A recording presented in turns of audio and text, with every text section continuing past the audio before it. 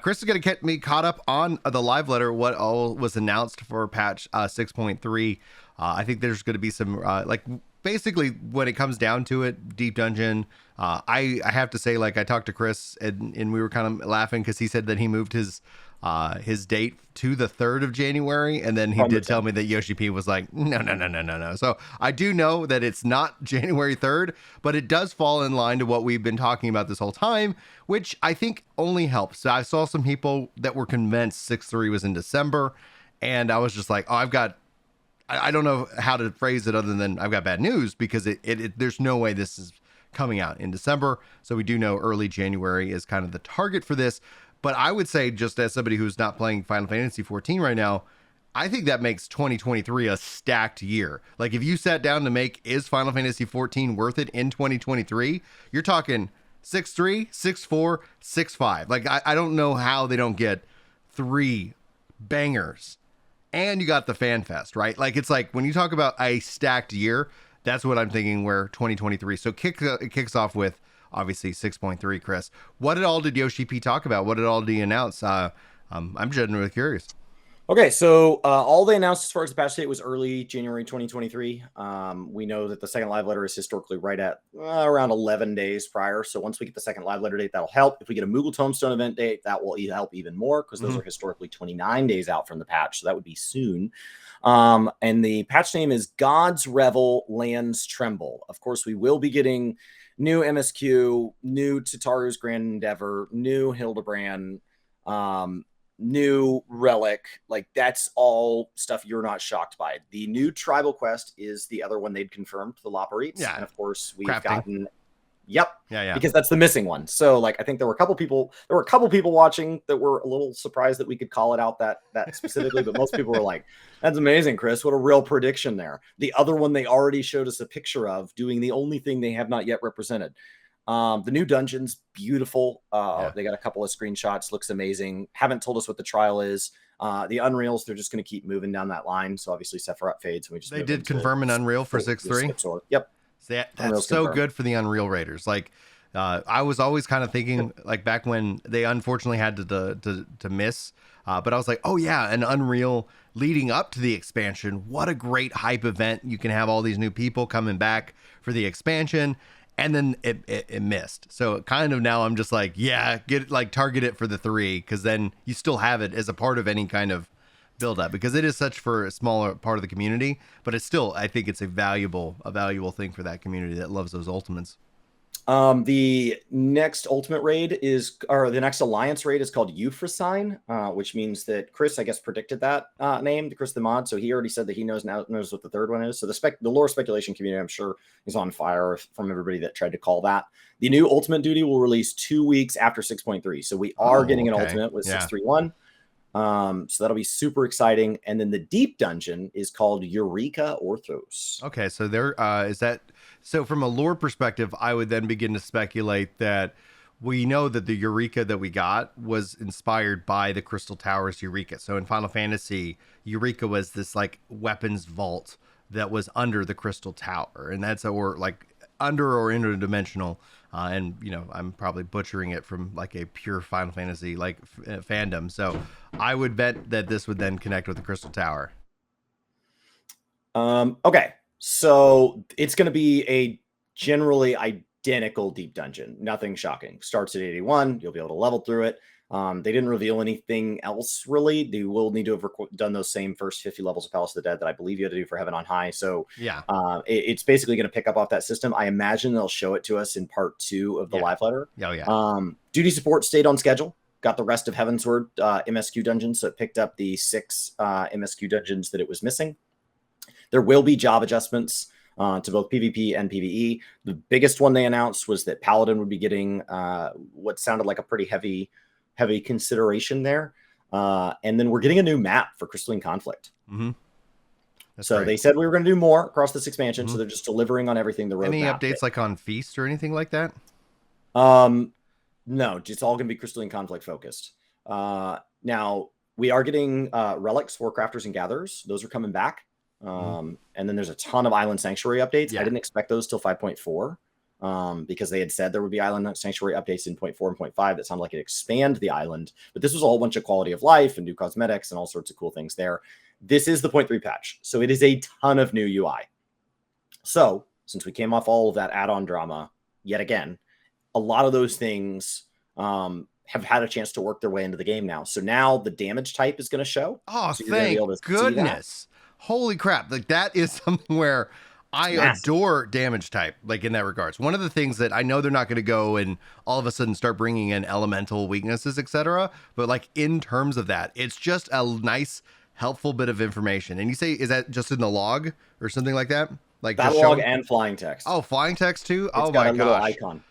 Oh, dude, like, so, now, but we're talking, because, like, there's only 3 damage types, right? We're talking physical, magical, wait, I don't know why I said and 3. Unique. Physical, magical, unique. Okay, and cool. So, but it's going to be backwards compatible across the entire game. The whole game is rolling out at once. They did say that, like, there might be some old damage types, like in older content, that it gets it wrong. Right. Because they just rolled it out across the entire game in one go. I wonder if they're to support. Because we used to have piercing, thrusting, blunt, like we used to have those damage types. Yeah. And now it doesn't work quite right. They're just, they're saying like, be with us. So I assume what's going to happen is in all the upcoming patches, you're going to see down in that bugs fixes category, there's going to be like these 5 encounters damage type was fixed, these 5 damage. And that's just going to be like that for a while till it ripples out and it's all been corrected. Adventure plates go into all types of content now. Oh, thank you. Dungeons, trials. In Alliance raids will only show you your 8 because it's only showing 4 because you don't want to do 24. You're like, yeah, okay, cool. Oh, but they're going up to 8 because we've only seen it up to 5. We've only seen it up to 5. Okay, cool. So they're going up to 8. It appears in the top left, and it's just 4 or 8. Looks great. There's a new UI theme rolling out, UI theme 3. They did not show it because it hasn't finished quality checks yet, so they weren't totally locked in, but it will be there. Super exciting. And then they're expanding on when things can be used. So like fashion accessories are getting used. You can now cast glamours on your retainer dies without pulling it off of them. You can now cast glamours on your own equipment directly from your retainer's inventory. You can now filter items at the Sundry Splendors. So a lot of these just little like extra drag and drops that you were doing that we've always seen kind of go away in the 0.3 patch. This is just another round of those drag and drops, just kind of slowly working their way out of the game because they're not adding to the gameplay. It's just an extra step you take to make your life a little worse. And whenever they've done these quality life in the past, it's so nice that when somebody comes into the game now that like that's going to be something that gets set forward. Like for example, the partial search, like on the markets, like something that you're like to the question of like, why is there a checkbox not to have it? You're like, why? Of course that is working well because I remember when they brought something like that in. That's really good to see. That's really good to hear that. There's so many things like when that whole add-on gate kind of like just was blowing up. Like I was looking at some UIs that I've never seen, like all the different things that people could do. And I was like, wow, these are gorgeous. Like they can do this with add-ons. I hope that we get to see them do more with just the base game itself, being able to be added in with everything that they're making. Chris, do you know what's not on your, I was using the Gamer Escape summary of it from Chris. Yeah. Thing that Chris didn't grab. Housing update. 6 new regular wards, 6 new subdivisions, total of 1,800 new plots per server being added. I don't know if that will be enough. I don't think it will not. Ever be enough. It's from 24 to 30. Yeah. But still, it'll never be enough. But it's it's continuing to put a Band-Aid on the situation. Okay. Yeah. Well, which is great. The solution is so painful that absolutely. Yeah, that it's like. Absolutely. I don't think gamers really even would. I mean, the solution, like if Yoshi P sat down and said, okay, guys, here's the thing. We can do and redo housing at the cost of like another year delay on an expansion or something. Like, and then I think everybody would be like, I'd rather have the expansion than, some kind of massive dev cost for them to like rebuild the housing system in 14. Okay. So with all of that, I think the vast majority of it is not surprising. It is what a 0.3 patch is. Yeah. It is what was outlined in the roadmap back in February. We are obviously getting more details. We knew we were getting a deep dungeon. They showed us a picture. It looks pretty elegant. Looks like kind of almost like a fun Coils Warring Triad type thing. And so, and then it's called Eureka. So that's going to cause which would tie, like if they tie it into the Crystal Tower, in that regards, I think that'd be really great. For sure. Are they bringing in like lost actions and things like that? Or did they talk about it? They didn't tell us anything. They just said it would work like a typical deep dungeon. But the question is like, what does that mean to them these days? The UI improvements, they said there would be UI improvements, but that's it. It was just a blanket statement. And in the 0.3 patch, we have historically gotten, if you go back to Heavensward, we had an entire third live letter going into that patch that was entirely UI focused. So like the 0.3 is when the UI team finally has their feet underneath them from the expansion and has long enough to roll in all the changes people ask for. Yeah. And then they kind of go back into their little dev dungeon and start working on 7.0. So like this is the big one. It doesn't mean we won't get more in 0.4 and 0.5, but like this is the big rollout. If I'm remembering correctly, it's always felt like halfway through the expansion is like, hey, here's all this quality of life for those of you that stick around, that it makes a difference to. The people who just come in and play the MSQ and won't come back until there's enough MSQ to come back. Dragging and dropping things from their retainer to cast Glamour is not a big pain point. Like, yeah, they're aware of it, but it's not something they're frustrated with. This is for those of you that stay here day in and day out, that this is going to affect. These little battle damage numbers, you're talking about the top end community that also doesn't want to use add-ons. Like that's a really specific group. That's not already currently using add-ons, etc. Yeah, because the community's found a way around this. It's not. This really it's not does. allowed, it also helps though with the console player, right? That it's like, okay, yeah, I'm coming, but we have somebody helping to parse, etc. over here. I'm on PlayStation 5. You know, like that also would help them out because then they can help get educated more on the damage type because there are skills that, hey, this mitigates more magical damage versus physical damage, you know, etc. So the surprises for me were they had not confirmed we were going to get crafting and gathering tools again, or if that was going to be a one-off. Oh, like the sky seal. And so crafters and gatherers, in my opinion, have felt like they've been just handed like enough. Like you don't have the right to complain because you've gotten everything that's expected. But last expansion, there was so much effort put into them. And this expansion, they wanted to put all this effort into PvP. And so it's like, I guess there's one favorite side content child per expansion. Like it just felt like we're not getting the amount of attention we got last expansion, which was something I said when they made crafting and gathering simpler. That only feels good as long as you get a lot of content with it. Otherwise, it's going to feel like they took something away. And during the expansion where they added a bunch of stuff, I got a lot of pushback from that. Like, you're just being selfish. And then we got into this expansion, and I have seen other people come and go, oh, yeah. Wow, so without the content, crafting and gathering feels kind of flat this time. Yeah. So this hopefully really adds something back to that. I've been finding extra value by going back and like getting all the old leave achievements I never had. Like, so I'm just like using but that's the exact same thing that you've done in other games. That's like as well. crafting classic. That's not a renewable. But that's something that you specifically enjoy, which is great because you're like, oh, a game that gives me avenues into the things that I might not have been interested in 5 years ago, but I can still go and hunt that. Like you're like you're all the things on WoW, and the fact that you've also discovered these websites for 14 that are tracking these percentages. What are you in the top 50,000 Final Fantasy 14 players? I keep bouncing around it. I think I'm at like 50,600 right now. So I keep bouncing around number 50,000. I've got some big achievements on the way as I start to start gearing up for some relics and things like that. So that'll hopefully kind of knock some numbers off. But you know, those other pesky people around 50,000, they're also actively playing. So we keep bouncing around, but I'm jumping games. Like I spent 4 hours in World of Warcraft yesterday. I tried to go break some legs, but that only give them more time to play the game. Yeah. Oh, I got injured, and I guess what am I going to do now? I'm going to play.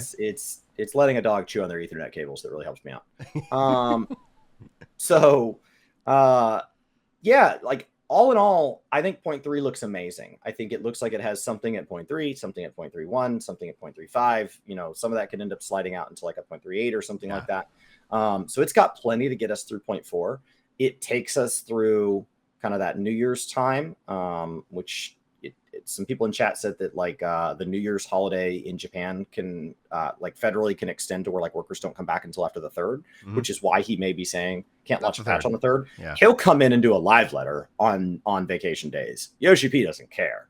But he's not going to ask his team to come in and support a federal holiday. So, you know, just like in the US, we've had issues when there's federal holidays around the end of the year with patch launches for World of Warcraft, and they've had to be pushed by a week because federal holidays. And so like, that's not the culture bleeding into the game. That's just literal local regulations bleeding into the game. And that's fine. And so like, I think it's well paced. It kicks us back out to where like, I think we're looking at an early 2024 launch for 7.0. It means that we're probably going into FanFest spring pretty close to the 0.45 patch. So I think everything feels good. Yeah, I would say spring would really be the best time to launch, because one of the things we're seeing historically within gaming, weirdly enough, is that February has become a monolith for other games as well. Yep. So you like targeting April, May, Oh, and then early ads are May. cheap. Everybody's money's recovered from the holidays. They've already Right. beaten all the games that had to clamor over who got to be in the stocking. And then shifted into the early of the year, like you could end up sitting here and just like crushing in terms of time, and then all of a sudden you start what we were talking about Yep. at the top of the show. Then you start marketing campaigns with like Twitch drops and things like that. You go into the summer where you got a lot of content. People are like catching up. You know, it ends up being like Yoshi P Kids one. are, That's kids where are he out of wants to school. The launch. game's stable. Let's do a second marketing push. Yeah. Yep. Oh yeah. Yep. Absolutely. Absolutely. So, Absolutely. You know, and so that ends up being something where it's like I think that's what Yoshi P wants. He did not want to launch in the winter, and he's like, I don't want to launch in the winter again. So this sets them up, I think, for a strong 2024. It is a big ask though. Like that's why I was like, 2023 is going to be a strong year, because you're talking about 3 major patches, a two fan fests, excuse me, and so you're going to have a lot of momentum going into this year.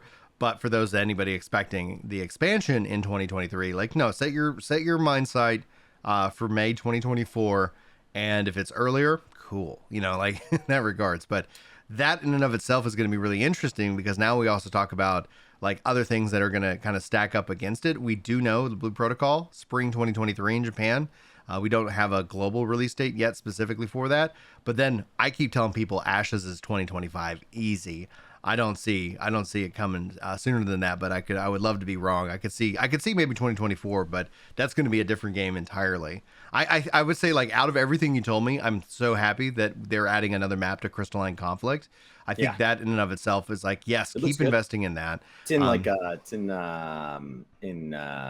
the Stormblood main city. It's like a Kugane map. Oh, awesome. Yeah, I'm hoping they like drop gold. So if you pick up the gold, you get a buff, and if you don't pick up the gold, like the tiger comes and just kills anybody that tries gotcha, to. Exactly. Yeah. There's so many great like just theme sets and like when you just think about just materials and design like that the game can draw from, which would be beautiful. It's one of the things that I know within the feast was frustrating. At first it seemed like they were going to roll out some maps, and then all of a sudden it's like, and then you ended up, I think, with 3. You know, it's like, so I would love to see also some kind of news on Feast. I'd love to hear some. You know, we'll probably see, and this more is probably a patch notes thing that they'll end up doing when it comes down to like adjustments to front lines, adjustments to rival wings. You know, like because the new PvP system like is so solid, but like it was phrased as like PvP adjustments, so it was super loose because it's a part 1, and in part 2 they might give some examples of what the changes are, but that's a patch notes thing. Yes, so okay, so you're wrapping up the last of your controller guides, and then you're gonna go take a break. If you ever felt the game did so many things that as I was telling you about it, it felt like kind of want back in, which is where that word you and I use, invitation. It's something that when I was playing WoW last night, there were a lot of people that go, this makes me want to play WoW again. That's the invitation. That's the invitation. Come back. It's not a gilded thing in the mail signed by Yoshi P on golden parchment. Like it's just literally I watched FanFest. My friends are really excited about it. I think I'm going to download it. Like that's the invitation. So if you ever felt that you wanted to come back to the game, what about 6.3 would you go back for? And you're like, I missed that and I want it.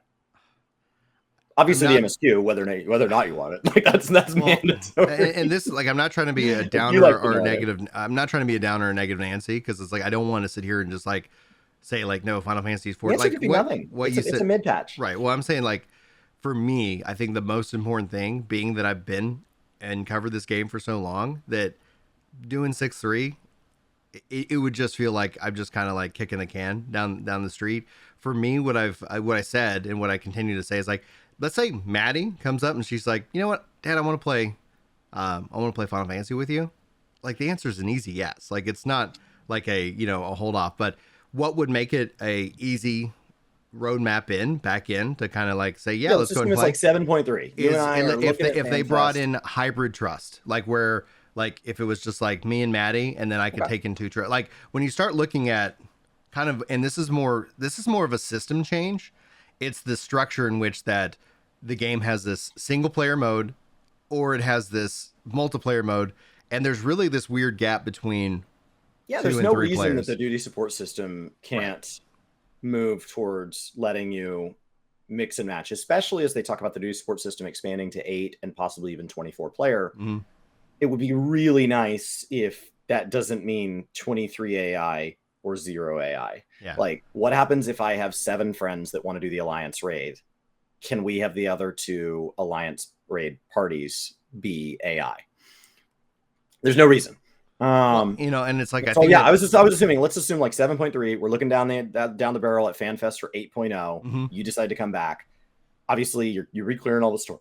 Re-clearing all the story you missed. Yeah. 0.3, 0.4, 0.5, 7.0, 7.1, 7.2. You got a mountain of story to get through. Mm-hmm. What is the side content that's worth going? My God, I gotta dip out for that. It would be something along the lines of what we've seen with Eureka and Bosia. Like if they literally go and say, like, and again, from a software engineering perspective and the amount of work that I don't want to curse the community with like my wish list, right? But let's say let's say they say 7.0. Just Brian. Let's say they say 7.0, like, hey, these zones, we're gonna funnel in like the data center, and so the zones are gonna be popping, right? And then we're gonna bring in like the battle content that they had like in Bosia.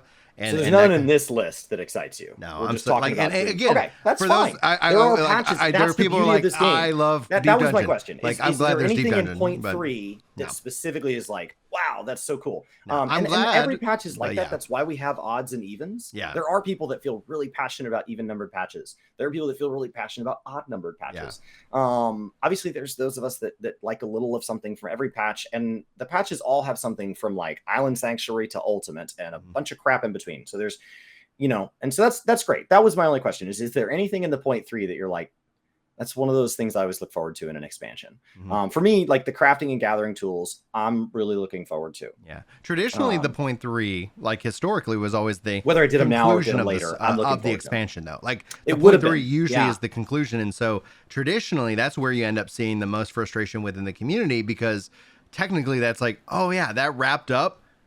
You know, Shadowbringers that wrapped up Endwalkers. So you end up seeing a lot of people during 0.3 going like, oh, I don't know really what's next. So from a story narrative perspective, they're obviously building towards something. So the story in and of itself is fascinating. But honestly, I've really been enjoying like playing Bravery Default. I'm really enjoying Tactics Ogre. Like there's like these things. I'm like, you know what? I'm gonna go. Even people that are still playing are playing other games. Yeah. Zeppela's been playing Guild Wars 2. She was on WoW yesterday. Haps was in Harvestella and is in Tactics Ogre today. Like, you know, people have been playing other games. So like even people that are actively playing 14, 0.3 is a great patch to aggressively dive in and bite off an ultimate or whatever, but also skip. Like 0.3 is a wildly optional patch. Yeah. So if you want it, there is a lot of meat on the bone. And if you're like, I don't want to feel obligated, you're not. It's going to be 3 or 4 hours of story. You could do that story the 3 or 4 hours before 0.4, before you do the 0.4 stuff.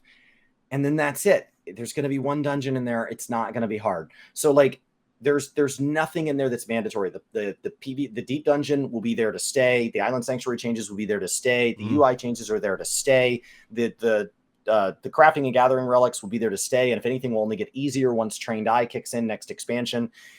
Like there is nothing about 0.3 that says you have to do it now.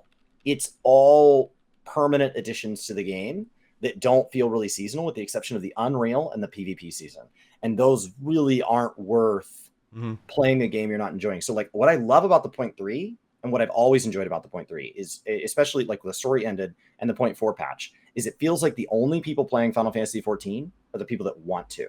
So the community shrinks way down and you're just in the room with the people who also want to be in the room because there's nobody there that feels obligated.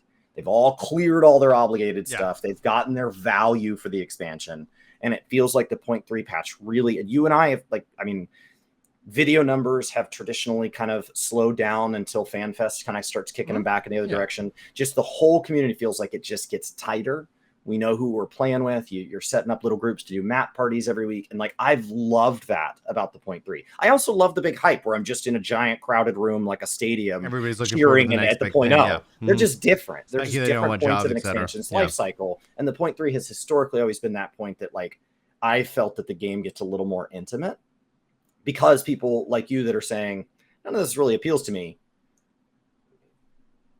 You don't like bring negativity in the game. Like, it doesn't appeal to me, but I'm doing it anyway. You just you do take a something break. else. Mm-hmm. Like, you just go do something else. So like at its core, like obviously I think 7.0 is going to be an interesting time, but like what I said is like I don't want to set up a false expectation that 7.0 is my invitation back into the game, because it's like I don't want to sit here and be like, oh, he's going to come back and play 7.0, and it's like, well, maybe, but it's like at its core, like I really loved my Final Fantasy 14 experience. It felt with Endwalker this sense of like massive accomplishment and a massive conclusion. So it's like, okay, this is a really good time to kind of take Yoshi P up on his word. And I just don't want to sit here and say, I'll be back at this point in time, because then it's going to feel forced, right? Like I want to have that moment of like, oh, I cannot wait for this game to finish updating, because I cannot wait to step in and kind of experience everything, kind of like what the majority of people who experience Final Fantasy 14 get to experience it with, right?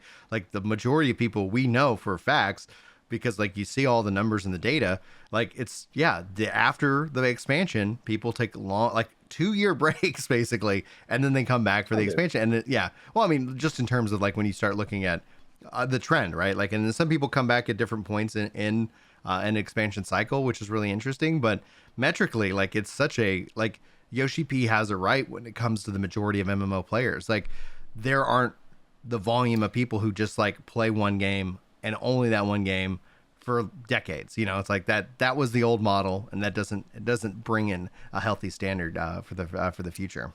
The odd patches are the catch-up patches. The problem is the 0.1 has the bleed over from the expansion, so it's still hyped. And the 0.5, there's an expansion on the way, so it's still hyped. So the 0.3 is that middle ground. I think that's great. And I just wanted to kind of go over what the game had coming and kind of keep you up to speed with it. I say we got some returners like 3 Energy in Twitch chat right there saying like just came back after a 5.5-year break. So I seen that. It's always great to. Sorry, dyslexic. 5.1 years away. Okay, no, 1.5. Yeah, it's an exciting time, and it's a great time to get back in if you want in. It's a great time to step away if you want to step away. I like the 0.3 patch because it feels more optional. Don't get me wrong. WoW's in the exact opposite point of its cycle. I felt like, man, I should log in and do the pre-patch stuff. And I was excited to do that. And like the zones were just chaos with so many people. So I'm experiencing both feelings simultaneously, where like I love that when I log into 14, it's this intimate group of passionate fans that are being there, as well as the new faces that are returners or new. And that's it. And that's all that's there. Everybody else is away doing other things right now, playing other games, taking a breath. Meanwhile, I'm over here in World of Warcraft as another part of my day, and it's the exact opposite. It's just chaos for chaos' sake. And those are just two very different gaming experiences.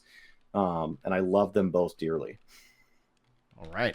Guys, that's our 6.3 discussion. Chris, thanks so much for hanging out and getting me caught up to speed. You've got a big day. You've also been doing so much over on Twitch. I got the link in chat, also in the description, guys. So if you want to go hang out with Chris, talk more about 6.3 or what's going on with World of Warcraft or what's going on with MMOs, Chris knows. He is quickly becoming the MMO expert across the internet based off of all of his investments. So thanks for joining us. We'll see you next time.